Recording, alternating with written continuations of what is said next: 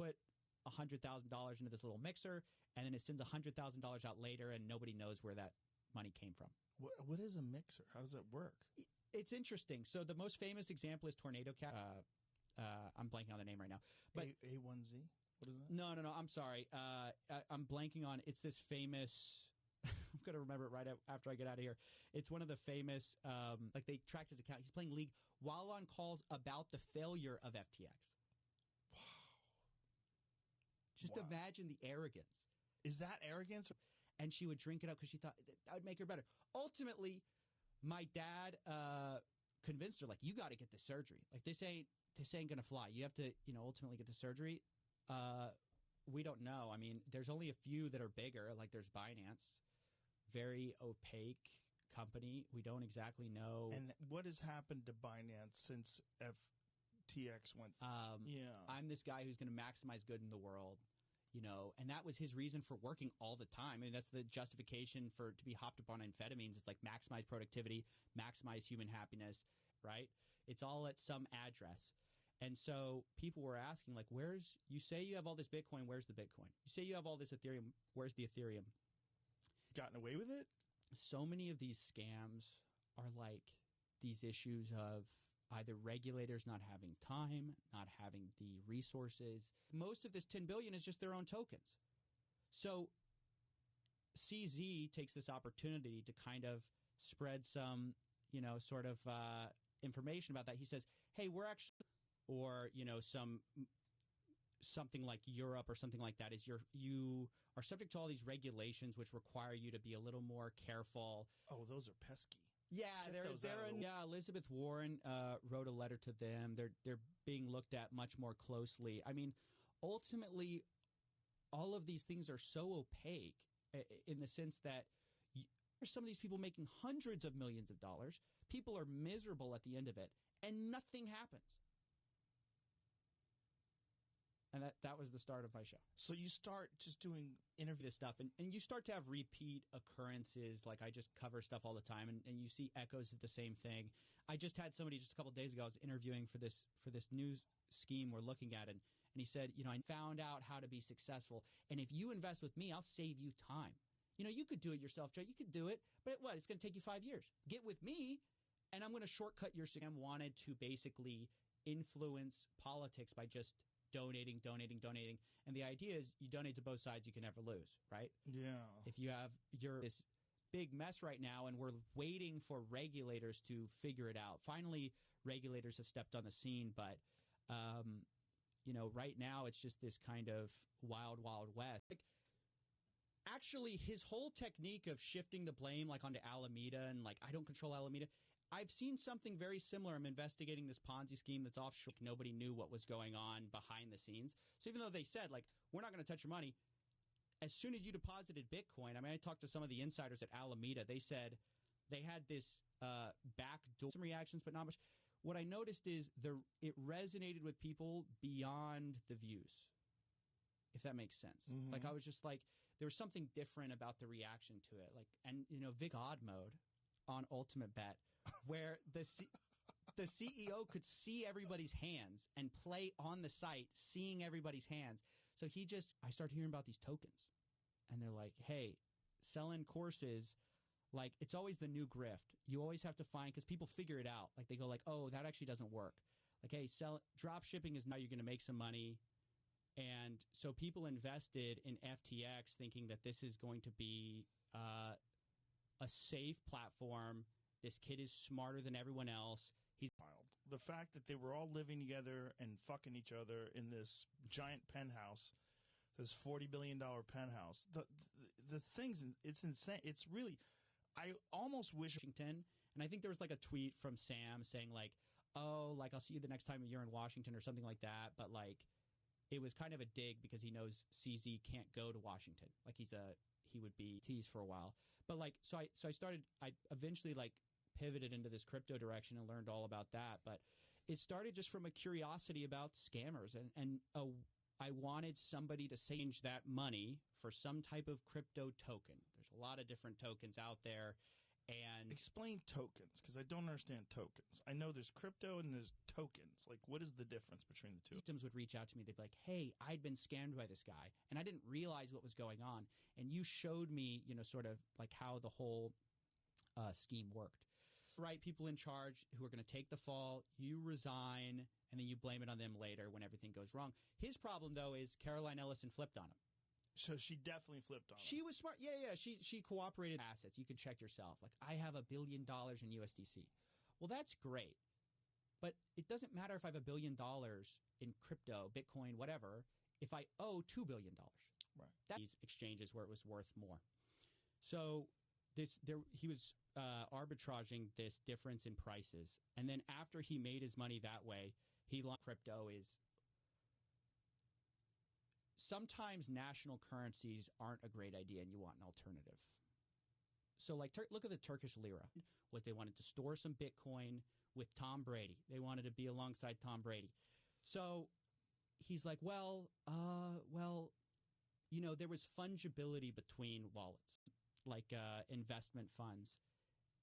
They invested in a bunch of NFT projects. Mark Andreessen, I think, is the guy who runs it. They kind of shut down. Myself and some other people were saying, like, we think they're insolvent because we had taken a look at their numbers and we said, there's no way they have the money for this. They don't have the token. Something. Because I was just like, why does this make some people tens of millions of dollars and nothing happens? Why? Friedberg, shady. This guy allegedly shady. Dan Friedberg. No, he's definitely shady. I'll say that. This guy. What was his? I remember, but what was his? They have to say what they have, where they're putting their money. They're subject to more regulation about like how they take care of customer deposits. One of the big things with FTX was they told people, "Hey, you put your money with us. We're not going to touch it. We're not going to move it." That's what FTX. Like, the house always wins, right? So when FTX was taking off, it just seemed like everyone who was someone was backing him. So then it was okay, and then I think a lot of these people deferred FTT tokens and pay everybody out. Oh, that's what he thought? He's on amphetamines, right? So he can't be thinking totally clearly. Launches FTX in 2019, and that's a crypto platform where, honestly, you can make a lot more money than just with a trading firm. So FTX quickly skyrockets in popularity. The guy who enabled God, or who helped cover up God mode. And he's like, well, I don't want to comment on other, people, or it's just like. Well, how does he skate on that? Like, how ultimately going to find out what we're doing here. How many more of these are out there in the world? As big as FTX, on sticks or something. Like, it was never. The problem was the foundation was wrong from the beginning. If you don't have enough deposits to cover withdrawals, you just don't have the money, right? Tokens like is the individual. You can think of currency, right? So it's like the individual. So Bitcoin is, you have Bitcoin. Then you have, it's one of the cryptocurrencies. You have Ethereum, make something work. If it's going to go to the public, you have to solve all these issues. And unfortunately, we saw crypto kind of go mainstream before they had. They've recently been shut down, but. The idea was just the idea of putting your money into Tornado Cash. Yeah, it's wild. Is there a better? And that's ultimately what he was doing. But it also looks like he was donating through some of his executives. And I mean, the whole thing was shady all the way down. Like, what are you saying in the terms of service that means that I can't sue you? You have all these terms of service that basically say none of what I'm saying is true. Like, they say they can get you rich in the sales pitch, and then or you were a grandma who just put one Bitcoin on there, or, more likely the grandson, he treated all the accounts the same. So when everyone came running for the money, they just withdrew until nothing was a person in the space, to where people thought, okay, well, if he's saying it, he's a guy who only says positive things about crypto because he's a crypto executive. So if he's saying there might be problems, there's probably some problems. But Binance hasn't had similar problems. No, they've had a few runs, and they've covered withdrawals. I mean, so it's just the problem is a lot of it's a black box. Actually, campaign finance laws, I've heard, are pretty weak. I forget the name of the law, but it was passed in like the early 2000s, 2010s maybe, where it actually became very easy to donate. After the fact, he's like he's still playing video games, and you're like, can you have the decency to get off the video game and talk to people? So bizarre. It's just so bizarre. Service that said, you cannot move, like when I deposit with you, you're not going to touch my money. And I said, Sam, if that's true, where's the money of all these people? In the terms of service, they said, results may vary. What's that about? Mm. I mean, ultimately, it's like, and so I realized, like, oh, there's this sophisticated way that they're preying on my psychology. And it was like 70,000 or something like 60 plus, yeah. So that's the lure. The lure is you buy in for pennies, and one day you're insanely rich. I'm sure you know about that. It's kind of like, okay, it's a little bit chic to be donating to Democrats. You can do that without too much, negative press. But if I'm the number 3 donor to the Republican Party, that's going to be a bad look. I went to school for chemical engineering and hated it. I was miserable. I was like, I do not want my life to be earning 2% more of a bottom line for ExxonMobil or any. He's a shark. He knows what he's doing. What was the conflict between the two of them that led him to do that? The conflict was, it's a great question. The conflict was ultimately that Sam was trying to get some regulations passed, and he lied my way into it. I can sort of lie my way out of it. And this is what he did. So prior to this, I'd interviewed him twice before, and I had kind of gotten hamstrung with he's just so good at dodging stuff. He blamed all the wrongdoing of FTX on Alameda Research. And he said, I don't control Alameda Research. Even though he was the owner, he's no longer eventually got paid out like $2 billion. Whoa. Yeah. Some of it was in this FTT token, though. So they have a bunch of FTT, right? And so it's like November was when all... So before, it's like if I send you $1 and then you send that dollar on, we can easily trace that back to me, right? It's like here. But if I send $1 to you and everyone's sending you $1, and then you're sending $1 to all... I have 2 employees, and both of them are overseas. Like one of them's in London, one of them's in Ukraine. And so for me, I have to pay them, and I have to do this wire transfer, and it's kind of expensive to do these. Like you pay all these fees for wire transfers. So the idea is like, okay, well, if you have crypto, those wire fees can go down, and instead of taking maybe a day or something, it'll take like...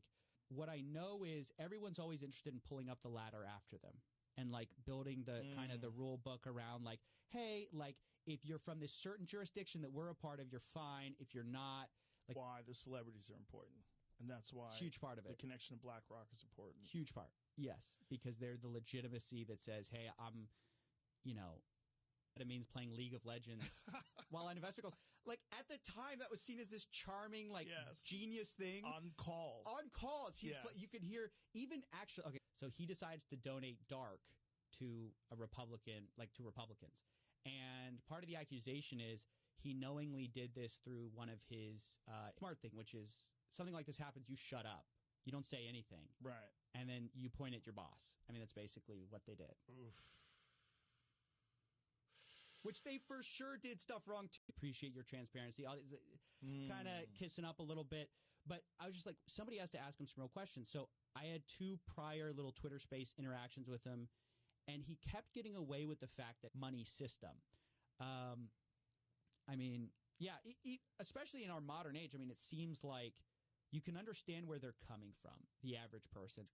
He cleaned up on all his own customers. Just basically taking their money, like, oh, I know exactly when to fold. I know exactly when to bet. So he had God mode enabled, and then they found out. You're like, it's this magic internet money. Magic. How do you get some of that? How do you get some of that magic internet money? Well, you have to go somewhere to buy it. And so it's a crypto exchange is where you kind of go. You put your fiat. Lack of regulation and the ability to send peer-to-peer, which means like you and I can just send money to each other directly, no middleman. There's also a really huge opportunity for fraud, scams. And a lot of ums and ahs, and you just kept on him. It was amazing that he felt like he could initially. He thought he was going to be able to figure out a way to pull all the company's assets together and I think make everybody sound and repay everyone. And, there were things that were coming out like questions about, okay, they say they have all this money. Where on chain is it? So like the blockchain, everything's publicly, you can see it. Yeah. So by the 3rd interview, I'd studied him and I said, okay, how do we get down to FTX's responsibility in this whole thing? And I kept coming back to, it was the terms of...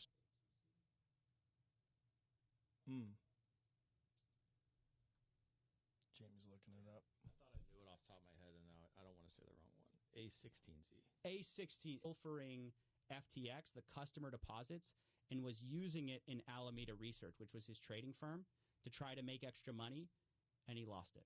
And so this is all because it's on. Your issue is that anytime there's demand for withdrawals, you're going to encounter problems. So it was going to be inevitable anytime any store backed that bill, and now that it was all a fraud, or the guy who basically pushed it was a fraud, now they're like trying to retool it. The son of Harvard lawyers, we just sort of can't lose. And nobody paid attention to some of the red flags that were going on until ultimately it was too late. It turns out he was regulators when he was trying to impose regulations or encourage regulations. How could that have benefited him as opposed to Binance? Like, what could they have possibly done to make it easy? I watched the CEO, the new CEO, talk about it. Yeah. About him trying that's John Ray. Yeah. Trying to unravel it.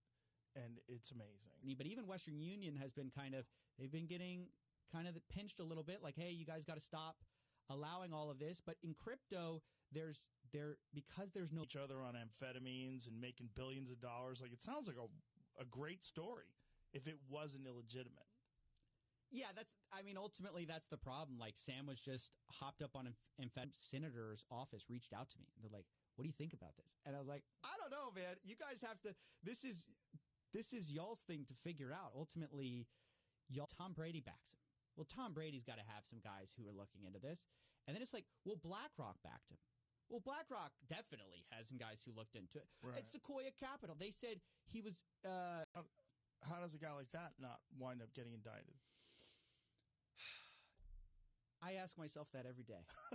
There's so many. Is it a matter of time, or is it so when I see something like that go down, I'm like, how did he get Steven Spielberg? You know, how does someone like a Bernie Madoff or Sam Bankman-Fried, how does he get these people to do this? Middleman, because there's no one who controls like Bitcoin. Like, no one can say like no to a transaction. Now it's like there's nothing to stop you from sending that money, and then he was really well regarded in Wall Street. So when people invested with him, they knew the returns were insane, but shocking thing. And I think that shows, like, if you're running a shady empire, like, who's better than a shady lawyer to try to help you cover it up, right? How did you get in whiz kid who you listen to him talk, he has an answer for everything, he's so articulate, he's so knowledgeable. Like, I listened to previous interviews before he got busted. Around, right? Kevin O'Leary's in. So you kind of think you're swimming safely with, like, other savvy investors. And that's what ultimately gets you to buy in. Bernie Madoff is very similar. I'll have to my feeling is offshore entities should not be they're not subject to our rules. How can you allow offshore, like, I don't know. It's very annoying. So like that. The famous example is like Coinbase is in America, and they have to file all these forms. They're a regulated entity. They're publicly traded. There were some margin trading accounts, and I'm like, no, but there were people who didn't trade with margin. There were people who just put their money with you, and they wanted. It wasn't like he was some random fly-by-night guy. He was well respected in the Wall Street space. People thought he might take over the SEC after, like, the current person had stepped down. They thought he was going to take it over. Whoa. Like, I hadn't really found my footing.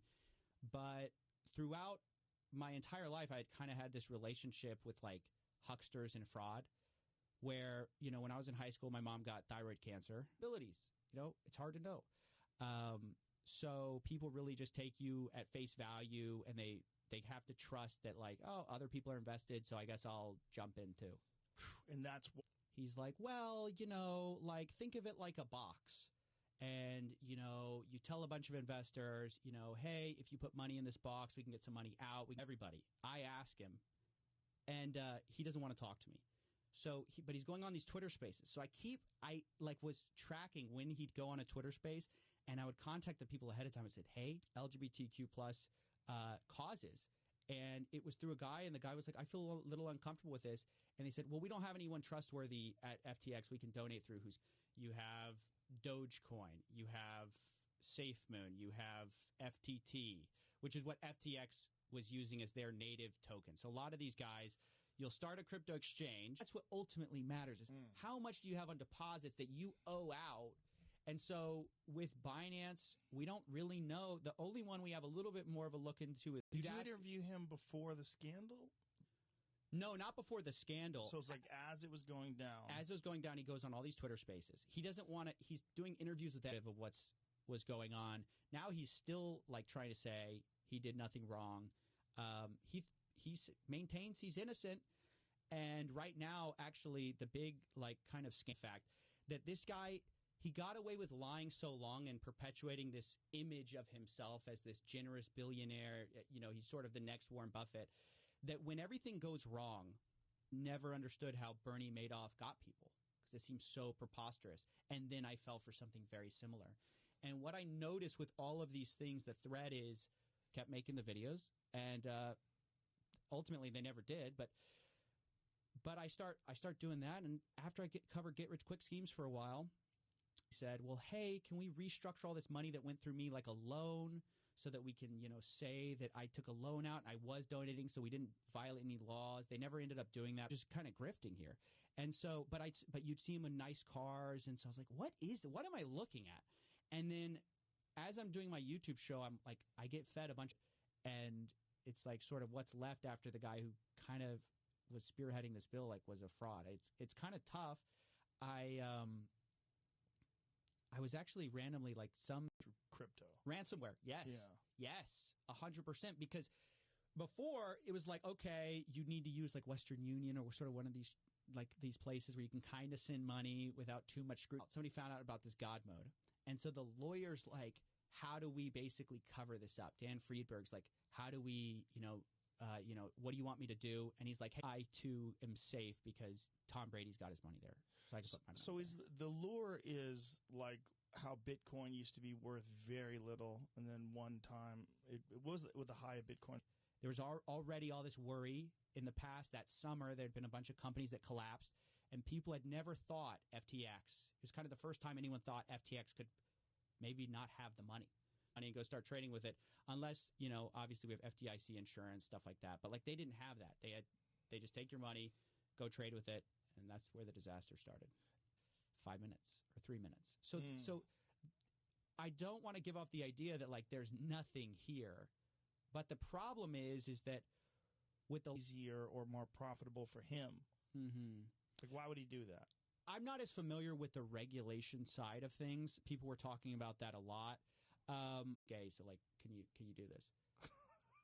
So someone had to be gay to do it? Like, no. Basically, they were like, we need someone trustworthy we can trust to do this. So hey, you're going to be the guy. Like balances. But oops, did I tell you about this $10 billion account? Like I forgot. It's so silly. It's amazing that things with this amount of money can get this far sideways before anyone knows what's going on. This is the problem with offshore accounts and stuff. Like the money system has to be safe. Like your grandma has to be able to charge back her credit card when there's a fraudster, right? Like, yeah. or this whole thing doesn't work. You can't rely on people being technically savvy in order to. And then he goes into the crypto space and he launches FTX. He's very young, right? How old is he? I think he is young. I'm not. Maybe you can look that up, Jamie. 31. Chemtrails. Let me say this. If it's too good to be true, if they're offering market returns that you want to believe in, you go, man, I want to believe this is real. Go back to making money again. I don't think he thought he would repay everyone, but everyone thought like, oh, we'll just enter Chapter 11 bankruptcy. We'll restructure the company. We'll reopen. We'll just turn all the debt into new, caught. In my view, what he did was criminal. That's why I started. But it hasn't been prosecuted or anything like that. But he's on a leaked private call. Everyone can go listen to it yourself. It's just this is buying both, lying about it so that you can get all the good press of like caring about all these social issues while also not caring at all. And that video has aged so well because it's like people are like, oh, it was all true. But people were outright calling it a fraud. Like Mark Cohodes, he's a famous short seller. He was Coinbase. It seems like there are, legitimate, but